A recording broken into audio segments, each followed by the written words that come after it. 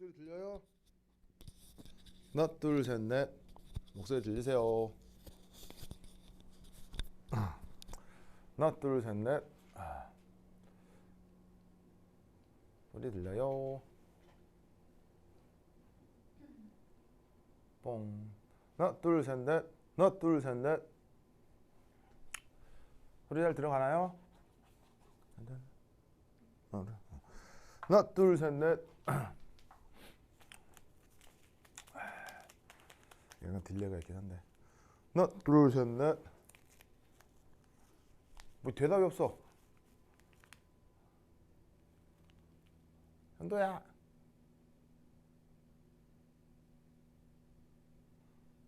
하나 둘 셋 넷.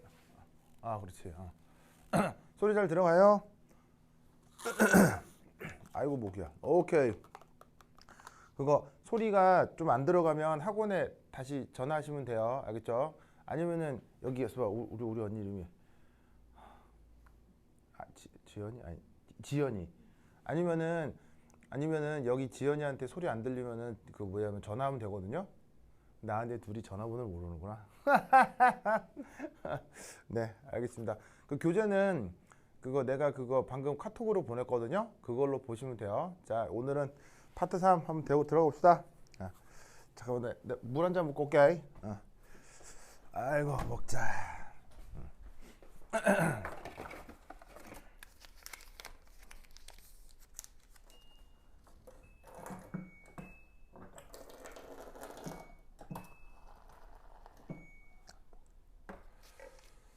아이고. 자, 보자.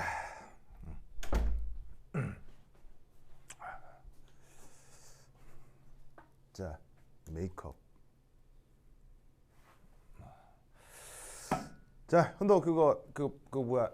그거 방송 이상하다가 듣다가 소리 이상하게 들리면은 저기 메시지 치면 저기 지연이가 여기 이상한 글자 딱 뜨면 난 얘기 좀 해줘야겠죠? 그러니까 뭐냐면 내가 막 하다가 이게 인터넷 스트리밍이라 약간 버벅될 수 있거든요. 그러면 여기서 현도가 뭐 이상해요 이렇게 뜰 거 아니야. 그러면 이제 지연이가 보고 있다가 나한테 얘기 좀 해줘. 알겠죠? 아 그래 됐다. 보자. 어디 보자.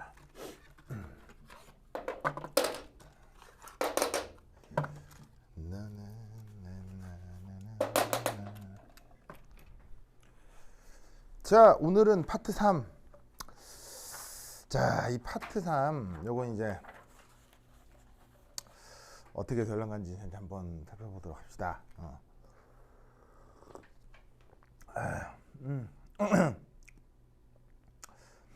자, 뭐 여러 가지 상호작용이 하나가 있는데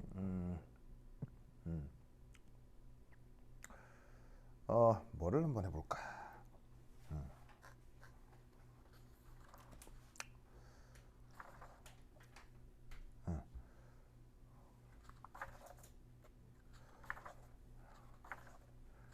여러 가지 정의가 있어야 되니까 그래 거기 4페이지에 파트 3의 4페이지 2번 문제를 한번 보도록 하겠습니다. 2번 문제. 어찌 보면 뭐 크게 어렵지도 않은데 어렵진 않지만 그 뭐냐면 중요한 문제입니다. 자, 4페이지. 아이고 깜짝이야.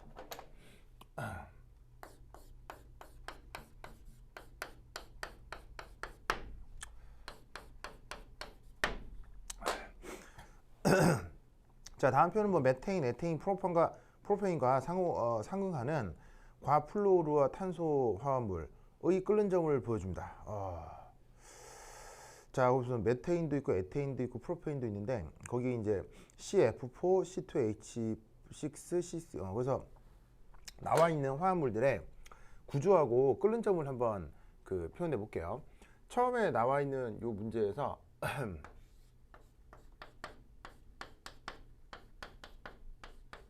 요래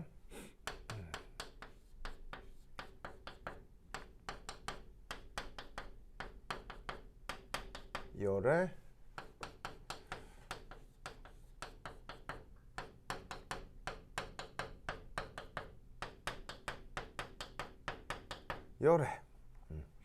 자, 그 다음에 대응되는 게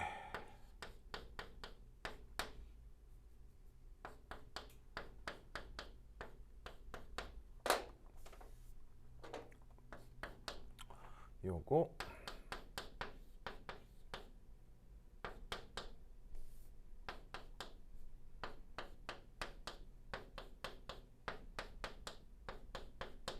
요렇게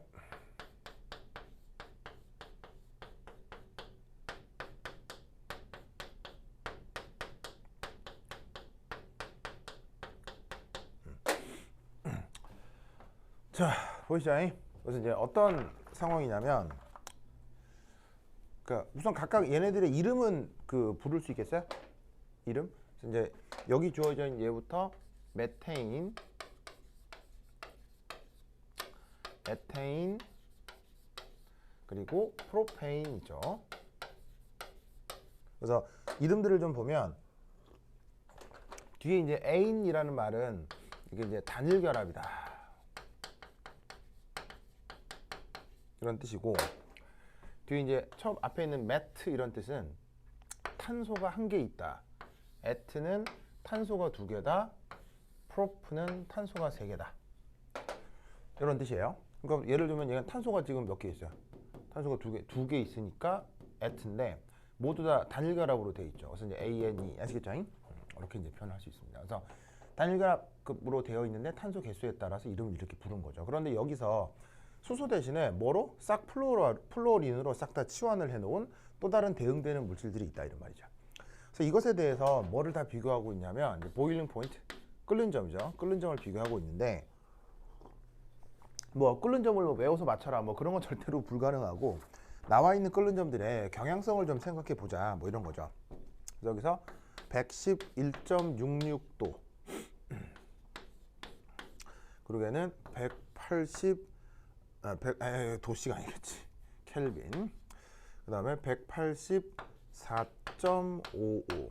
그 다음에 231.02, 145.11, 195.21, 236.60. 오케이. 이렇게 표현을 해볼 수 있다 이런 말이죠. 보시죠. 자, 요걸 이제 생각해 보자. 자, 그래서 이때 첫 번째 1. 자, 거기 문제에 이제 뭐라고 돼 있냐면 이들 화합물 분자 간에 작용하는 힘은 어떤 종류인가? 이걸 한번 생각해 봅시다.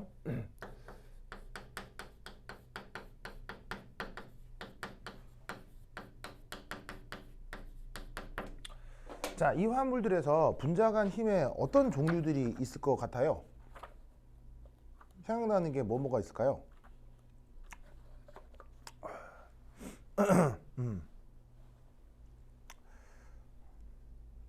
뭐가 있을까요? 지금 여기서 분자 간 힘은 어떤 것들이 있을까요? 기억 안 나요? 아, 기억이 안 난다고요? 하, 그래? 이거 곤란한데? 자, 우선 여기에서 그 분자 간 힘의 종류에 이제 대해서 조금 이제 살펴보자면 분자 간 힘의 종류. 그래서 이제 첫 번째 일은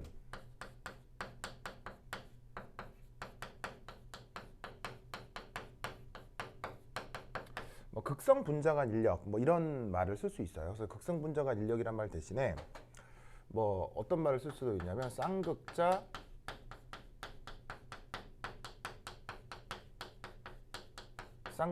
간 힘.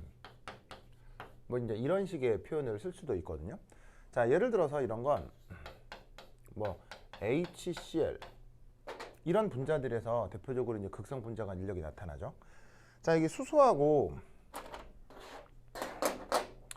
염소가 있는데 둘 중 전기음 송도가 어디가 더 크고 작냐면 이 수소가 전기음 송도가 조금 더 커서 델타 플러스, 작아서 델타 플러스, 염소가 전기음 송도가 작아서 델타 마이너스, 전기음 송도가 작고 크기 때문에 델타 플러스, 델타 마이너스 이렇게 되죠.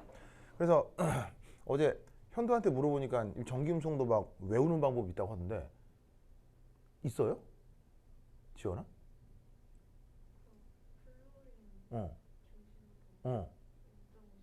아, 그런 게 있다고요? 어제도 얘기했지만 내가 화학을 30년을 공부했는데 그런 건 내가 듣도 보도 못했는데 그런 게 있다네요. 그래서 어제 현도 아유 고등학생들은 다 아는 거구나. 참 하여튼 그런 게 있군요. 뭐 여하튼 그래서 어제 현도가 가르쳐줬어요. 그래서 여기서 이 수소가 전기음성도가 그다음에 여기 있는 염소랑 비교하면 이쪽이 더 크고 작겠죠.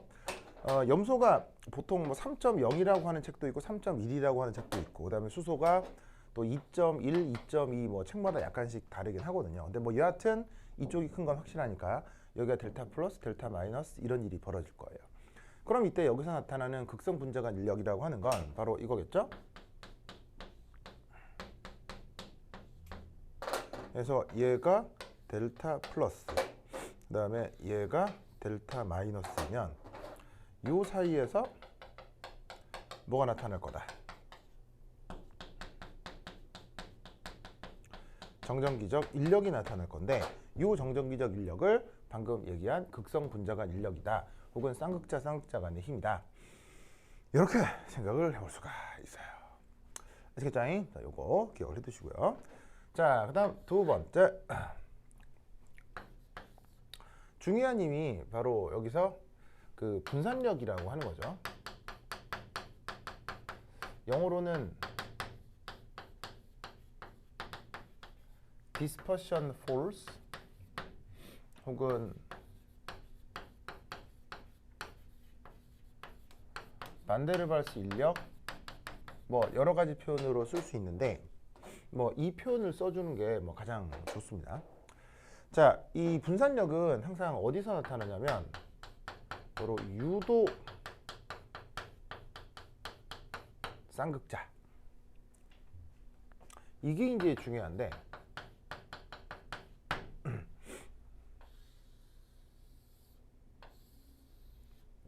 이건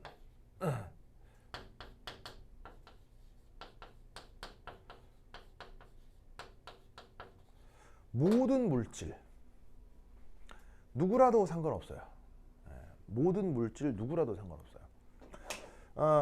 누구냐면 이 모든 물질이라고 하면 예를 들어서 얘가 이온이어도 상관없고요. 극성 분자여도 상관없고요. 뭐 무극성 분자여도 상관없어요. 뭐 금속이라고 해도 상관없어요. 생각할 수 있는 모든 물질에 대해서 자 이렇게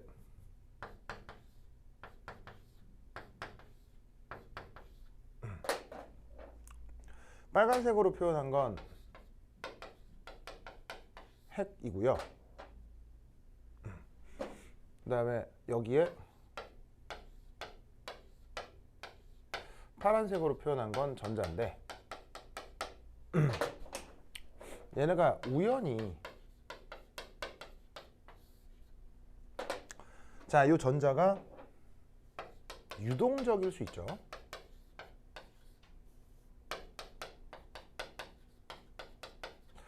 자, 전자가 예를 들어서 한 원자핵에만 매여 있으면 전자가 이제 어느 영역에만 딱 이렇게 뭐 배치된다 이렇게 생각할 수가 있는데 그 전자가 여러 원자핵의 그 힘을 받다 보면 이 전자가 한 위치에만 딱 머물러 있는 게 아니라 이 안에서 뭐 다양하게 그 위치가 살짝 바뀔 수 있어요.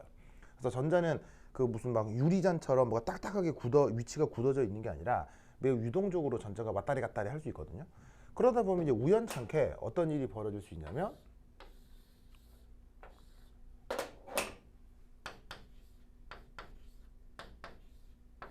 자, 빨간색으로 표현한 건 핵이라고 했죠. 근데 이 핵은 질량이 커요. 그럼 질량이 크면 뭐가 같이 크죠? 지연아? 질량이 크면 뭐도 같이 크게 돼 있죠? 질량이 크면 이것도 크죠?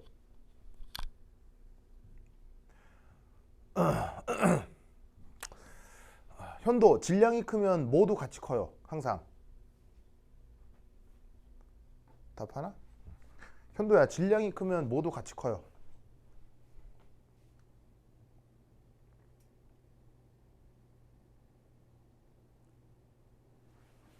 바로 안 되는데? 중력? 중력. 그래, 중력도 크지. 근데 진짜. 중력 크지. 중력 큰데 여기서 뭐 이게 뭐 지구하고 무슨 상호작용을 하느냐 그걸 얘기할 건 아니잖아요. 질량이 크면 관성이 크겠죠. 그래서 이 핵은 그 위치가 고정적이에요. 안 움직여요. 적어도 전자하고의 상대적 위치를 고려한다면 핵은 뭐 물질 내에서 그 물질이 이온이었건 극성 분자였건 금속이었건 무극성 분자였건 뭐래도 상관없는 거예요. 그죠? 뭐래도 상관없지만 여하튼 핵은 고정적인 거죠. 그런데 여기 있는 전자는 유동성을 갖기 때문에 이 전자가 우연찮게 뭐 이런 밀도 변화가 살짝 일어날 수 있어요.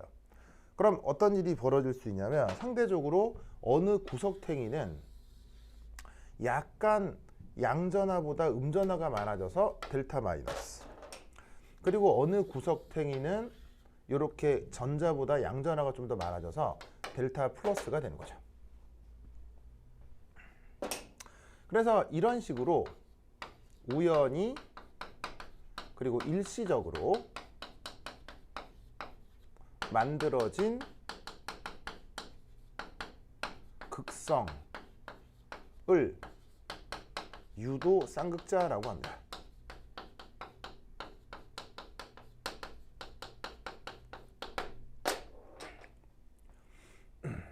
아시겠죠? 유도 쌍극자라고 합니다. 그리고 재밌는 건 이러한 유도 쌍극자는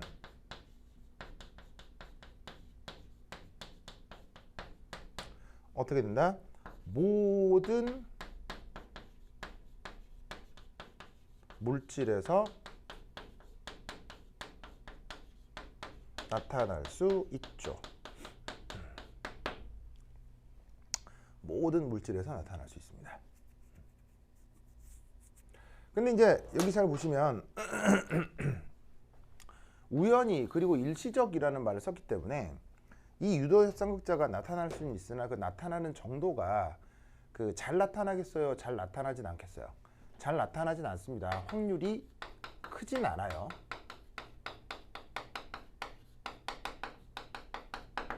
이미 우연하다, 일시적이라는 말 속에서 이 유도 쌍극자는 상당히 낮은 확률로만 만들어질 거구나 라는 생각을 할 수 있다는 뜻이죠.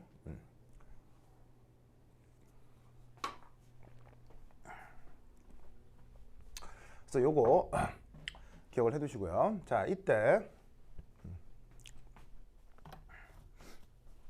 자, 여기 지우겠습니다. 아이고, 제목을 지워버렸네. 1. 지연아, 이거 내 제목을 뭐라고 했었죠? 필기 안 했어요? 분자 뭐라고? 분자 뭐라고? 분자간 뭐라고 했죠? 뭐라고? 안 써놨어요? 아니 내가 분자간 인력의 종류 이렇게 썼던 것 같은데. 필기를 안 했구나. 자, 그다음 이제 이 분산력에서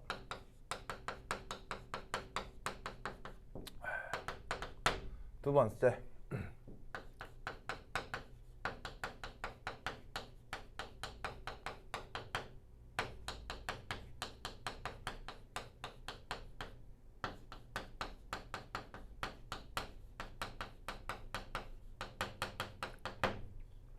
자, 모든 물질에서 유도쌍극자가 만들어질 수 있다고 했는데 어쨌거나 이렇게 유도쌍극자가 만들어지고 나면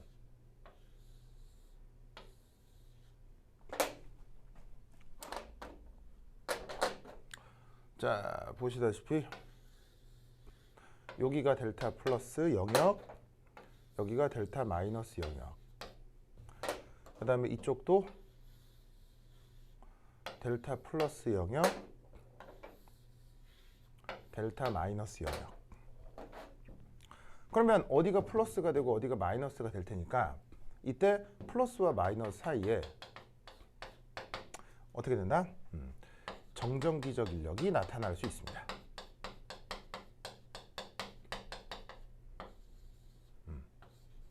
이것을 뭐라고?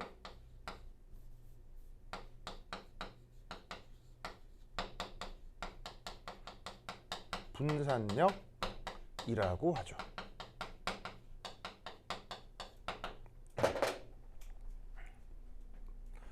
이것을 분산력이라고 합니다.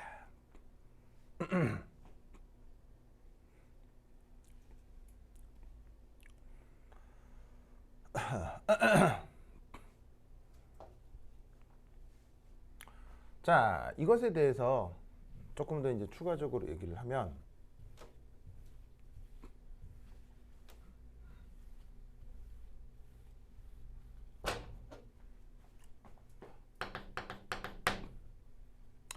이 분산력은 그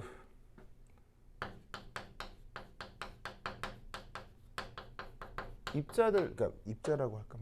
입자들 사이가 매우 가까울 경우에만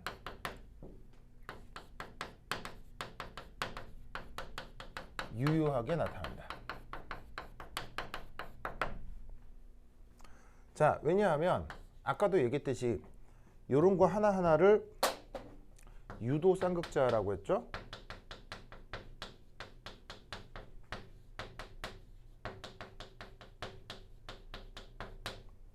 물론 이게 번역에 따라서 저 유도 쌍극자를 뭐 잠깐만 참고로 말씀드리면 영어로는 induced dipole이에요. 그러니까 이렇게 생긴 걸.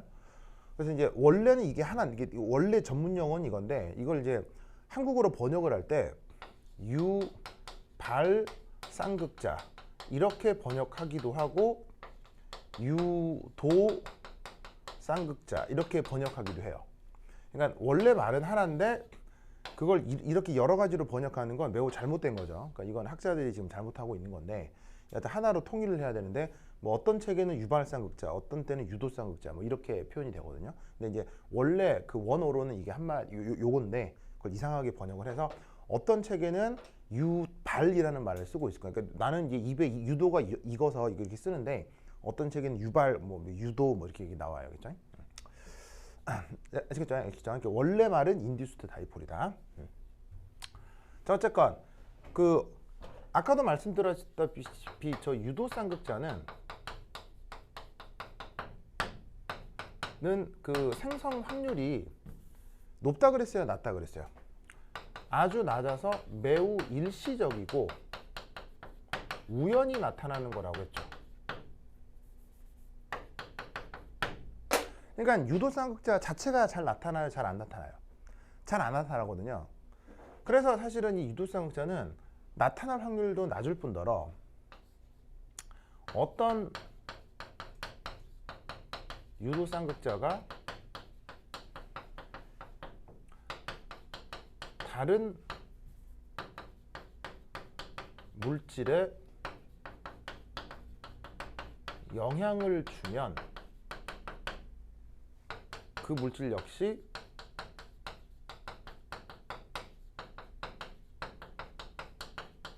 유도 쌍극자가 됩니다. 자, 이게 무슨 말이냐면 어떤 유도 쌍극자가 우연찮게 탁 만들어지잖아요. 이게 유도 쌍극자가 어느 순간 탁 만들어지는 건 이건 100% 우연이에요. 그렇죠? 100% 우연적으로 탁 만들어지는 건데 탁 만들어진 유도 쌍극자가 다른 물질을 만나면 다른 물질 역시 유도 쌍극자가 탁 될 수 있어요. 그러니까 정전기적 상호작용 때문에. 근데 이게 어떤 말이냐면 비유적으로 얘기하면 뭐 이런 거죠. 뭐 예를 들어서 그 서양 역사 중에 되게 유명한 그 뭐 프랑스 대혁명 이거 알죠? 대혁명. 프랑스 대혁명은 누가 누구를 이긴 거예요? 평민들이 왕족 귀족을 이긴 거죠. 그러면 그냥 우리가 역사책에서 배우니까 그냥 뭐 프랑스 대혁명 뭐 물러가라 해서 뭐 왕족들이 물러나고 뭐 루이 16세 처형되고 뭐 그랬나 보다 이렇게 생각할 수 있잖아요. 근데 그때 당시 사람들의 삶을 한번 생각해 보자고요. 자, 내가 지금 열심히 농사를 짓고 있는데 내 아버지도 농사를 지었고 내 할아버지도 농사를 지었고 그 다음에 내 자식들도 100% 농사 지을 것 같아. 그리고 저기 보니까 무슨 성에 왕이 하나 사는데 저 왕은 지금도 왕이지만 걔 아버지도 왕이었고 지 할아버지도 왕이었고 지 아들도 왕일 것 같아. 그래서 맨날 말 타고 막 와가지고 기사처럼 와가지고 막 채찍질 때리면서 세금 걷어가고 막 100년 200년 동안 계속 그래왔던 거야. 그러면 저런 애들을 보고 언젠간 쟤네들의 목을 따고 내가 저 자리에서 왕이 돼야지. 자, 이런 생각을 하기 쉬울까 어려울까? 굉장히 어려운 거예요. 무슨 말인지 알겠어요? 그러니까 그런 생각을 한다는 것 자체가 이거 되게 이상한 거거든. 근데 어느 순간 갑자기 그 생각하기 어렵지만 우연찮게 어떤 한 사람에게 갑자기 밭을 갈고 있다가 아주 낮은 확률로 밭을 갈고 있다가 이거 좀 너무 불합리한데? 이런 생각을 하면서 아니 뭐 왕의 씨가 따로 있나? 쟤가 왜 왕이 된 거지? 나도 왕하면 안 되나? 이런 생각을 누군가 아주 우연찮게 그리고 일시적으로 할 수 있죠. 여기서 일시적으로가 중요한데 하다가 뭐 농사나 지어야지 내일 밥 먹어야 되는데 무슨 말 나겠어요? 그러니까 유도쌍극 자체는 매우 일시적이고 우연적이에요. 그런데 이게 언제 문제가 생기냐면 여기 막 밭을 갈다가 나도 왕이 돼볼까? 뭐 됐다 하다가 언제 문제가 생기냐면 갑자기 그날 저녁에 하루 일과를 마치고 술집, 그러니까 유럽은 퍼브겠죠. 퍼브에 가서 맥주 한잔을 딱 하는데 옆 동네 친구가 놀러 온 거야. 하다가 딱 먹다가 야 근데 무슨 왜 그런데 내가 오늘 밭을 가다가 이상한 생각이 들었는데 내가 왜 밥만 갈아야 되지? 그래서 뭐 농사나 열심히 지어 내일 밥 먹어야지. 그랬더니 그게 아니고 내가 저 성에 있는 저 왕을 죽이고 내가 왕이 되면 어떨까? 그럼 옆에 있던 친구가 미친놈 죽으려고 뭐 이상한 소리 하고 있는데 그래서 그렇겠지? 그래 술이나 먹고 잠이나 자자. 근데 어떤 상황인지 알겠죠? 굉장히 일어날 법한 상황인 거죠. 그래서 그 옆에 친구는 그 얘기를 딱 들었다가 당연히 그냥 그 자리에서는 야 미친놈 헛소리하지 마라 이랬지만 그 친구도 집에 돌아가서 잘라고 딱 누웠는데 갑자기 그 생각이 자꾸 맴도는 거야. 아닐 수도 있는데 그냥 잘 수도 있는데 어떤 친구는 그 얘기를 딱 들었다가 이게 맴돌 수 있는 거야. 그러면 그 생각이 맴돌면 그 말을 하게 되겠지. 그럼 그 생각이 한번 퍼지기 시작하면 쫙 퍼지게 되는 거야. 무슨 말 나겠어요? 그런데 이때 명심할 건 뭐냐면 이런 식으로 유도 쌍극자가 퍼져나가려면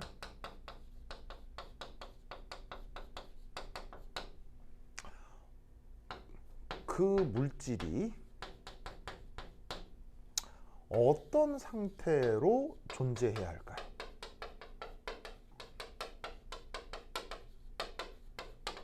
방금 예를 말씀드렸어요.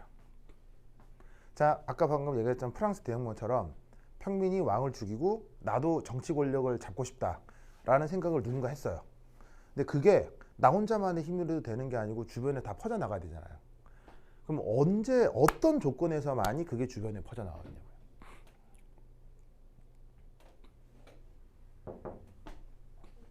크게. 고체. 비슷했어요.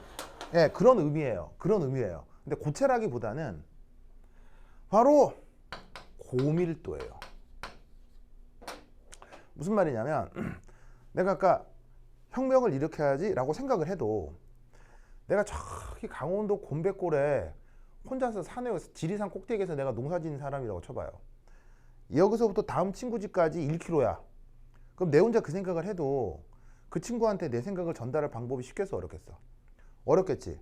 근데 그 생각이 언제 전달이 되겠어요? 바로 내 친구가 바로 옆에 있을 때. 그게 어떤 상황이에요? 바로 산업혁명과 맞물린 공장 노동자들. 이 한 공장에서 아주 인구 고밀도로 모여 있을 때 그때 공장에서 뭐 1000명, 2000명, 10,000명 정도의 노동자가 한꺼번에 일하고 있을 때 그때 누군가가 이상한 생각 한마디 딱 해버리면 어떻게 되겠어요? 쫙 번져나가는 거예요. 무슨 말 알겠어요? 그래서 프랑스 대혁명과 같은 혹은 뭐 우리나라의 동학 농민 혁명 같은 이런 모든 것들은 바로 근대화의 공장제 노동 이런 것과 맞물려서 돌아갈 수밖에 없어요. 그러면 다시 화학으로 돌아와서 고밀도로 존재한다는 게 무슨 말이겠어요? 둘 사이 거리가 멀어야 된다는 얘기예요, 가까운다는 얘기예요? 가까울 때만 분산력은 나타난다는 얘기예요. 무슨 말 알겠죠? 가까울 때만 분산력이 나타납니다. 이게 이제 분산력의 아주 중요한 특징입니다. 혹은 이렇게 생각할 수 있어요. 역으로 그 분자 간 거리가 역으로 조금이라도 멀어지면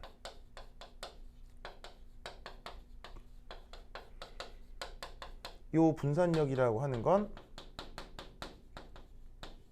금세 없어져 버립니다.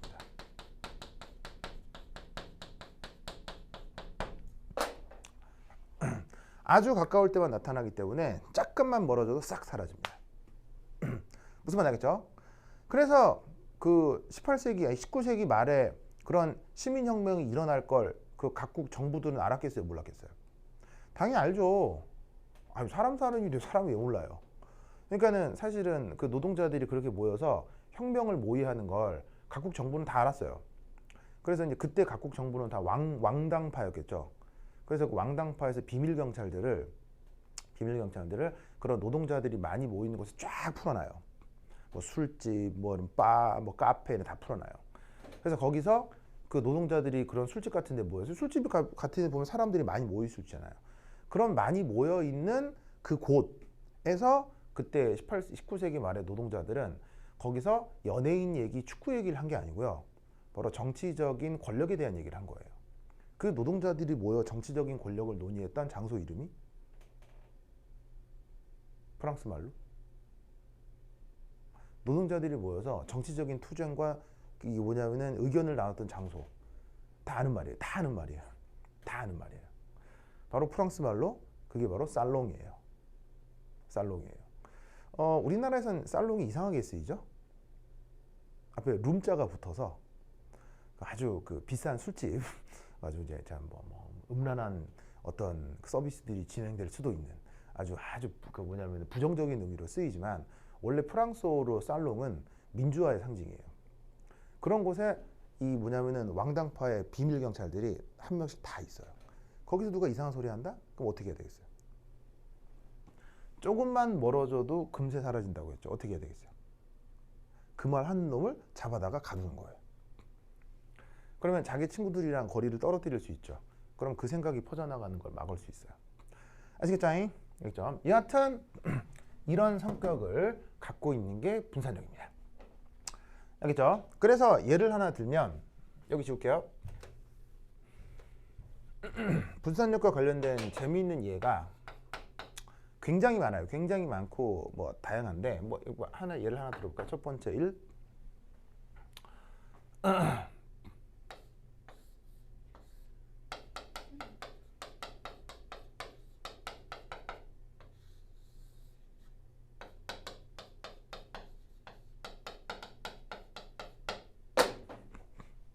이거 어떤 상황인지 알겠어요? 지연아, 이거 무슨 상황인지 알겠어요?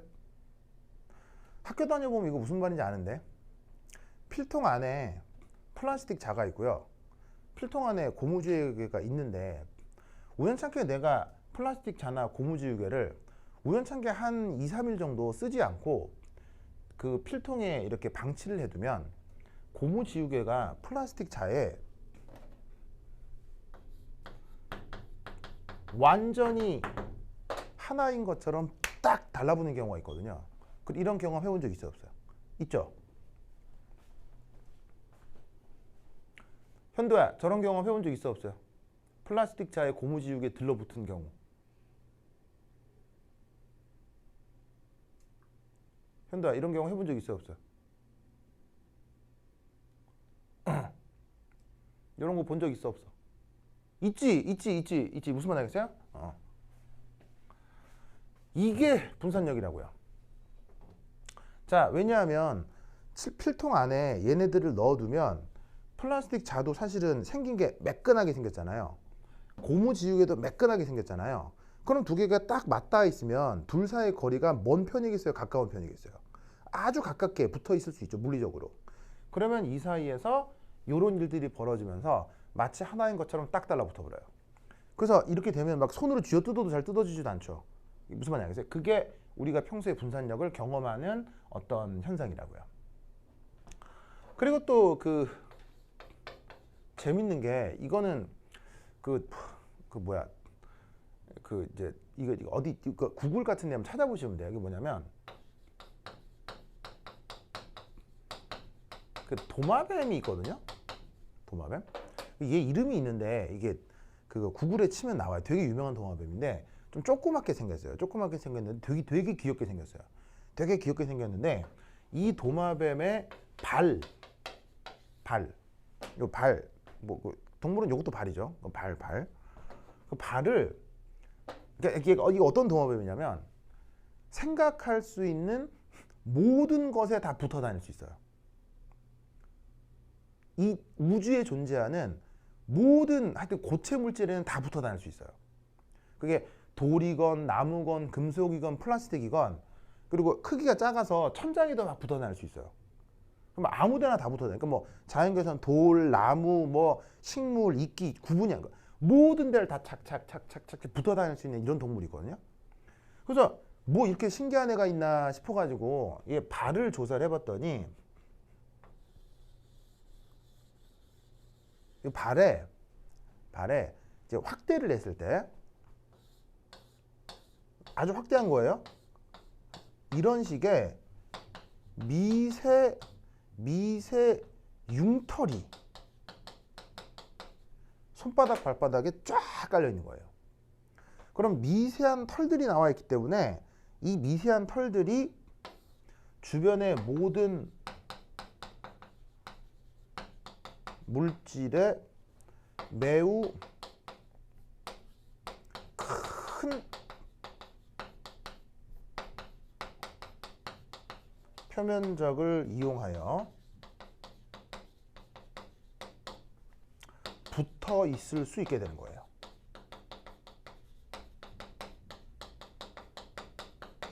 이 매우 큰 표면적에 뭐가 작용한다는 얘기예요?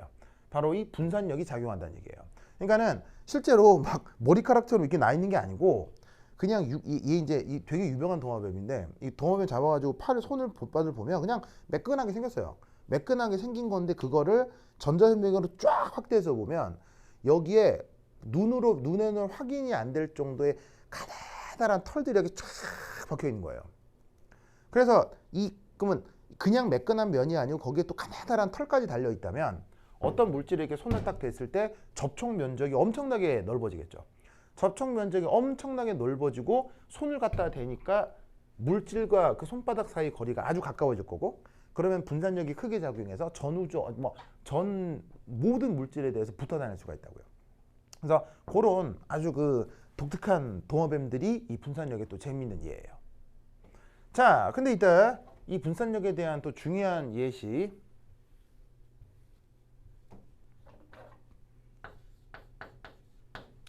정말 중요한 게 바로 이겁니다. 이건 여러분들이 공부하는 생물학하고 직접 관계가 있는데 바로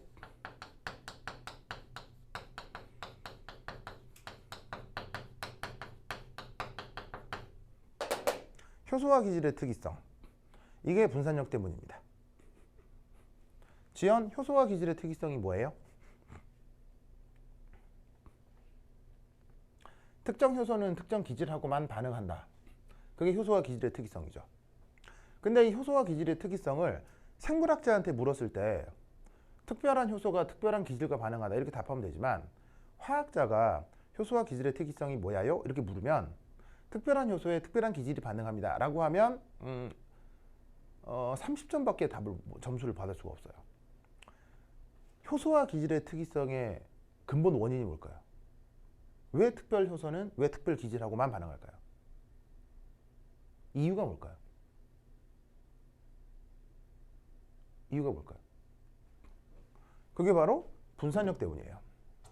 즉 화학자가 효소화 기질의 특이성을 묻는다면 반드시 그 답에 분산력이라는 단어가 들어가야 돼요. 생물학자가 물을 때는 그 말이 안 들어가도 되거든요. 근데 화학자가 물을 때는 분산력이라는 말이 반드시 들어가야 돼요. 무슨 말 알겠죠? 자, 왜 그러냐? 자, 아시다시피 자, 이렇게 생긴 어떤 효소가 있어요. 그리고 이렇게 생긴 어떤 기질이 있어요. 이런 그림 엄청 많죠, 생물학적 찾으면. 그럼 얘가 이제 나중에 어떻게 될 수 있냐면 뭐 이렇게 되잖아요. 그래서 이런 걸 우리가 효소, 기질, 복합체. 자, 지금 하는 이 말씀 잘 들어야 돼요. 이게 시험 같은 데 아주 잘 나올 수 있어요. 그럼 효소, 기질, 복합체가 된다. 이런 말도 쓰죠. 효소, 기질, 복합체. 그런 다음에 효소는 다시 효소로 돌아오고. 그리고 이제 효소 같은 경우 영어로 뭐라고 해요? 엔자임이라고 하죠. 그래서 효소를 기호로 표시할 때 보통 E로 많이 표현을 하는데, 그러면 여기에 붙었던 이 기질이 효소에 의해서 어떤 반응이 진행된 다음 나중에 어떻게 되겠어요? 여기에서 뭐 예를 들어 뭐 이런 식으로 쪼개져서 어떤 생성물을 만들게 된다, 이런 말이죠. 무슨 말 알겠죠? 이게 생물학 시간에 맨날 보고 있는 그 효소 기질 어떤 반응 메커니즘 뭐 그림이죠. 전 세계 모든 생물학 책에 이 그림은 다 있을 거라고요. 근데 이때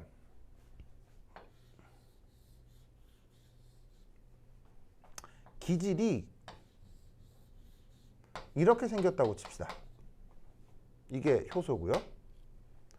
그러면 얘하고 얘는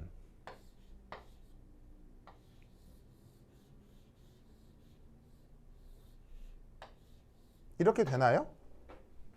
이렇게 돼요, 안 돼요? 자, 딱 맞는 효소에 딱 맞는 기질이 효소 기질 복합체를 만드는데, 어떤 효소에 그 기질이 아닌 기질이 왔을 경우 이렇게 되나요? 이게 생물만 공부한 사람들은 이걸 잘 모르던데 이렇게 되죠. 이렇게 됩니다. 이거를 생물만 공부한 사람은 이걸 잘 모르더라고요. 이렇게 됩니다. 왜 이렇게 되죠? 자, 여기서 중요한 게 이 부분이죠. 혹은 이 부분이죠. 이렇게 내가 파란색으로 덧칠한 이런 부분을 전문용어로 뭐라고 해요? 효소에서 전문용어로 뭐라고 해요? 바로 활성자리라고 하죠. 이런 말 들어본 적 있죠? 생물했죠? 활성자리라고 하죠. 여기가 활성자리란 말이에요. 활성자리는 뭐 하는 곳이에요? 그냥 일종의 빈 공간이에요. 활성자리를 중심으로는 아무것도 없어요. 아무것도 없기 때문에 물리적으로 뭔가 이렇게 침범에 들어올 수 있다는 얘기예요. 아무것도 없는 거예요, 여기 활성자리는. 즉 그야말로 진공이에요. 그러니까 누구든 들어와서 살짝 존재할 수 있어요. 그런데 이건 효소기질 복합체라고 하고 이건 효소기질 복합체라고 안 하죠. 왜? 얘는 이렇게 된 다음 그 다음 단계로 넘어갈 수 있지만 얘는 이렇게 된 다음 그 다음 단계로 넘어가지 못하고 다시 역반응으로 떨어져 나와요. 왜냐? 바로 이런 경우는 활성자리를 기준으로 효소와 기질 둘 사이 거리가 매우 가깝죠. 그러니까 둘 사이 거리가 매우 가까울 수 있는 이유는 효소의 활성자리와 기질의 활성자리의 구조가 거의 비슷하기 때문에 둘이가 효소기질 복합체를 만들었을 때 왜 이가 딱 맞아 떨어진다라는 말 있잖아요. 그런 것처럼 얘하고 얘가 딱 결합이 돼서 아주 가까운 거리로 두 분자가 존재할 수 있게 되는 거예요. 그러면 이 효소기질 복합체가 만들어진 이유는 둘 사이 거리가 아주 가까워서 분산력이 굉장히 크게 작용하기 때문이에요. 무슨 말 알겠죠? 그런데 이런 경우 이 빈자리의 활성자리와 이 기질이 가지고 있는 구조적 특징이 다를 경우에는 자, 이런 영역 보세요. 이런 영역. 이런 영역에서 어떻게 돼? 두 분자 간 거리가 어떻게 돼요? 멀죠? 그러면 분산력이 어떻게 되겠어요? 작아지는 거예요. 작거나 거의 나타나지 않는 거라고요. 그러니까 물리적으로 붙을 수는 있는데 붙어봤자 분산력이 도와주지 않기 때문에 그 다음 단계로 넘어가지 못해요.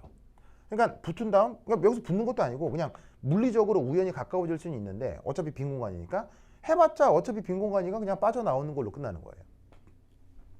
무슨 말 알겠죠? 그러니까 생물학에서 배우는 효소 기질의 특이성은 화학적 관점에서는 뭐가 중요한 것이다? 이 분산력이 엄청나게 중요한 거예요. 알겠죠? 그래서 효소 기질의 특이성을 할 때는 저 분산력 얘기를 반드시 하셔야 됩니다.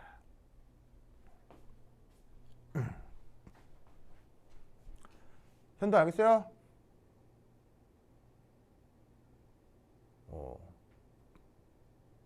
현도. 좋아. 좋아. 지연아, 현도 노래 잘하는 거 알아? 노래도 엄청 잘하고 춤도 엄청 잘 춰요. 나중에 만나게 되면 노래 한번 하라고 해보세요. 현도 노래하고 춤출 수 있어요? 물음표 세 번 한다는 뜻 같아요. 그래? 현도 대단해. 대단하다. 자, 보자. 그래서 효소 기질의 특이성 얘기할 때는 분산력이란 말을 절대로 빼먹으시면 안 됩니다. 대답. 그 다음. 자, 나 썼어요? 지운다.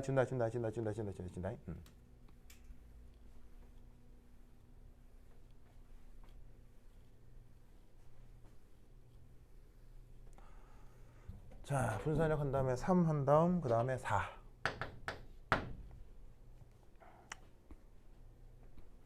분산력은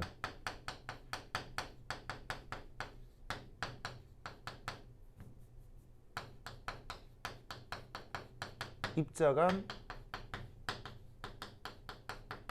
상호작용 중 보통 가장 작은 힘일 수 있습니다. 어디까지나 보통이요. 어떤 경우는 억수로 강할 수도 있거든요. 근데 이제 보통. 자, 이 얘기를 왜 하냐면 아까도 말씀드렸다시피 분산력은 반드시 뭐가 만들어져야 돼요? 유도쌍극자가 만들어져야 된다고 했죠. 근데 유도쌍극자는 어디서 만들어진다고 했어요? 유도쌍극자는 어디서 만들어진다고 했냐면 전우주 모든 물질에서 다 만들어진다고 했죠. 그래서 예를 들어 이온에서도 유도쌍극자와 분산력은 있을까요? 없을까요? 있습니다. 알겠죠? 있지만 이온은 쿨롱 인력이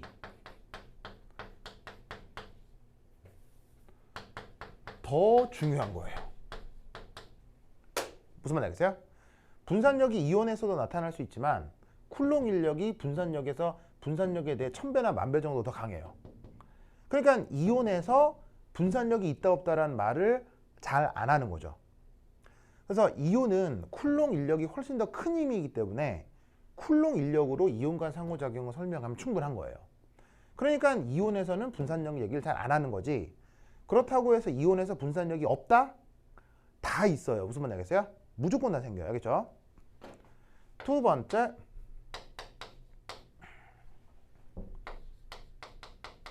극성 분자. 자, 극성 분자에서도 분산력은 있다 없다? 있지만 극성 분자는 극성 분자 간 인력이 더 중요한 거예요. 극성 분자 간 인력은 분산력보다 보통 한 10배 정도 더 클 수 있어요. 알겠죠? 그러니까 극성 분자에선 이런 얘기를 잘 안 하는 거죠. 그리고 또 재밌는 건 H2O. 극성 분자? 아니야. 이거는 이그젠플2는 다른 걸로 바꿉시다. 이건 지우세요. 말을 다르게 해야 되겠죠. 이건 약간 그 오해를 불러일으킬 수 있기 때문에 이는 삭제. 다시 자, 다시 가요. H2O 얘를 예로 들어보겠습니다. 자, 물 분자 사이에서도 분산력은 있을까요, 없을까요? 당연히 있습니다. 만 H2O는 그 분자 간 뭐가 더 중요하죠? 그렇지.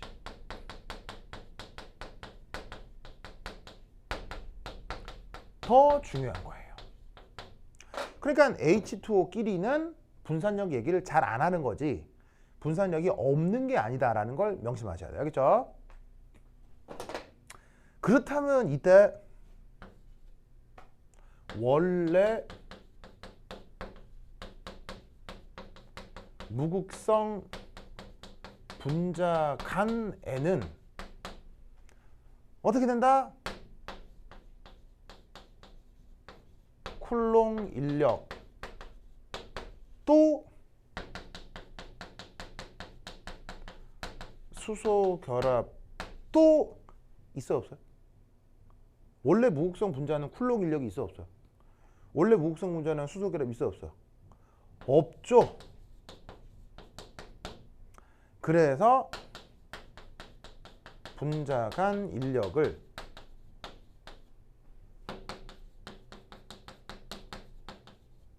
분산력으로 주로 설명하죠.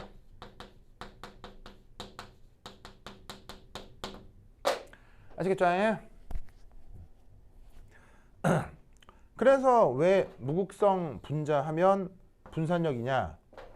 무극성 분자엔 이런 게 없기 때문에 분산력은 어디에나 적용되거든요.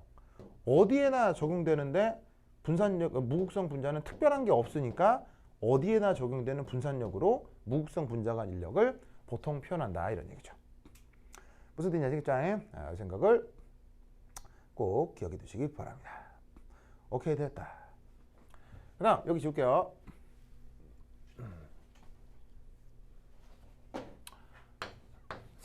뭐 2번 제목은 뭐 분산력의 뭐 성격이라고 분산력은 제목을 이렇게 씁시다. 어디서나 나타날 수 있다.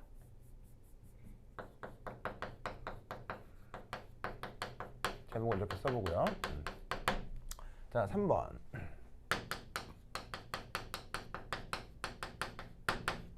분산력에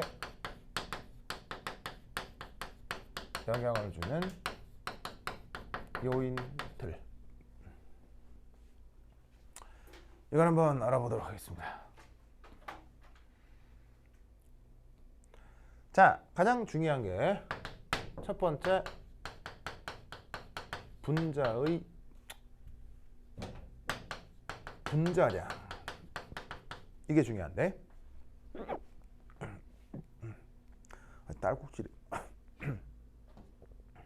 아이고 아파라. 깜짝 놀랐네. 자, 분자량이 커지면 분산력이 커지고 그 덕에 BP 끓는 점이죠. 이게 커진다. 요거 반드시 명심하셔야 됩니다. 이게 가장 중요한 성격이죠.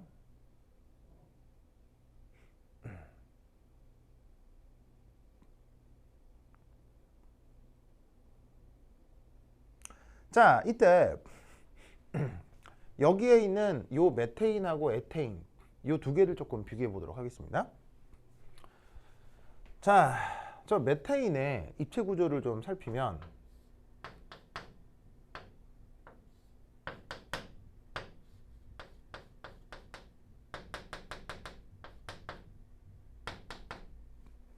이게 바로 메테인의 입체 구조겠죠. 그러면 이 탄소를 중심으로 수소를 보조선으로 연결하면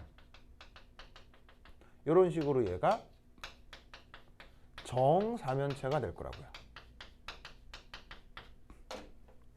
그러면 정사면체에서는 탄소, 수소, 탄소, 수소, 탄소, 수소, 탄소, 수소에서 결합의 결합 자체의 극성이 나타날 수 있지만 생긴 것 자체가 정다면체가 돼버리면 이런 식의 물질은 아시다시피 완벽한 무극성 물질이 돼버리죠.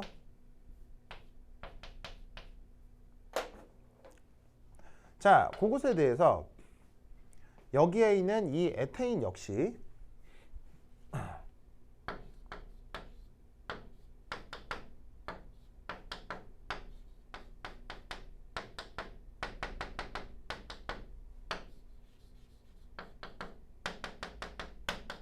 자, 이런 구조를 갖게 될 텐데, 자, 얘 같은 경우는 이런 그림 속에서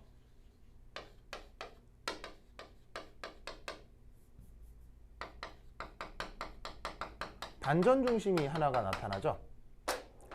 반전 중심이 나타난다는 게 무슨 말이냐면, 얘를 0,0,0으로 그 뭐냐면은 좌표를 정하면 이 수소의 위치를 x, y, z라고 했을 때 그것의 정확한 반대 방향 마이너스 x, 마이너스 y, 마이너스 z에 또 원자 그대로가 똑같이 나타나는 거예요. 이것도 마찬가지고 이것도 마찬가지고. 이렇게 루이스 구조 자체에서, 입체 구조 자체에서 반전 중심이 나타나면 이 또한 수학적으로 완벽한 무극성 물질이 됩니다.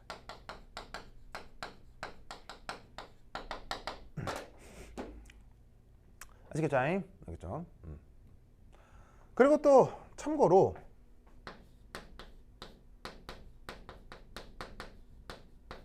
탄화수소는 자, 우선 탄화수소란 말의 뜻이 뭐예요? 탄화수소란 말의 뜻.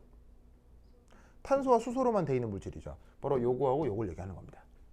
즉 탄화수소는 어떻게 된다? 탄화수소는 그냥 보통 다 무극성입니다.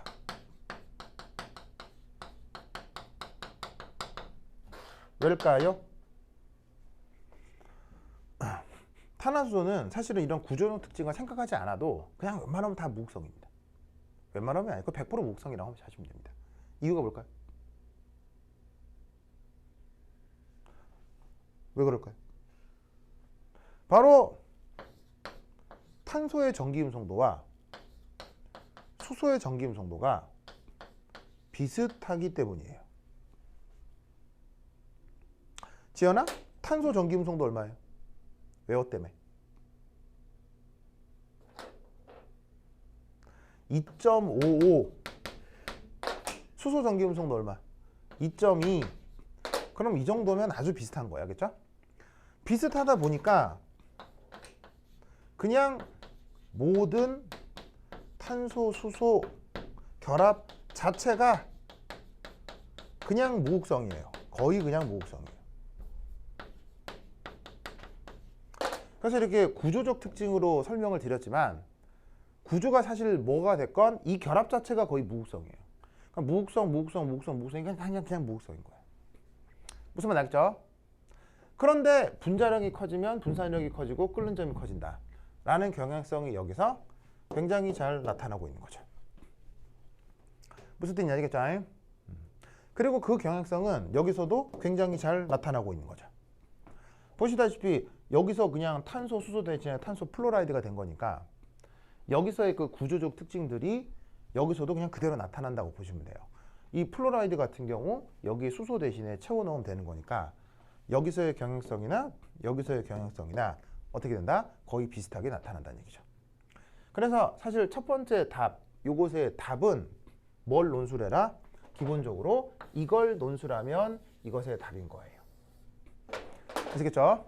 사실은 얘는 수능에도 나올 정도로 아주 유명한 녀석이죠. 굉장히 유명한 건데 앞서 말씀드렸던 것처럼 분산력의 여러 가지 특징들을 조금 자세히 설명을 하면서 겸사겸사 추가적인 내용을 얘기해 보았습니다. 됐죠? 오케이, 되다. 그러면 한 10분 쉬었다 보도록 하겠습니다. 환시에 갔다 오세요.